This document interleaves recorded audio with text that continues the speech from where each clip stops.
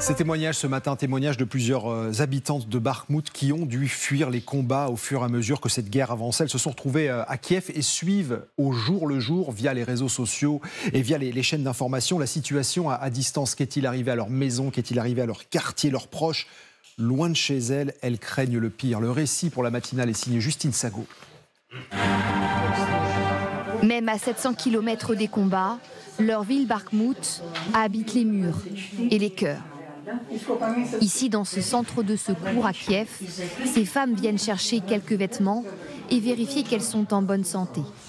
La plupart ont laissé leur vie derrière elles, là-bas dans le Donbass, comme Vera, qui scrute encore les photos des ruines de sa maison sur son téléphone. J'ai vu sur une vidéo que les deuxième et cinquième entrées de mon immeuble ont brûlé, ainsi que le toit. Il n'y a nulle part où aller, mais je veux rentrer chez moi. Nous ne pensions pas que notre ville serait assiégée. Après 7 mois de combat, voici ce qu'il reste de leur ville. Bakhmout, vidée de ses habitants, est complètement dévastée.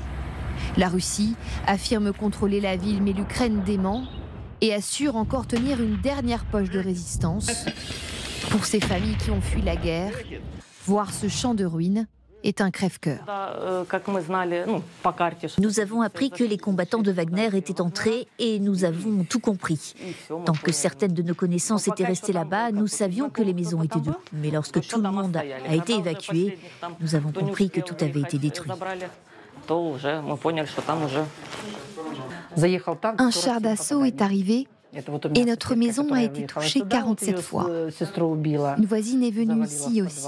Sa sœur a été tuée, enterrée dans le sous-sol. 6500 habitants de Bakhmout résideraient aujourd'hui à Kiev, dont 1400 enfants.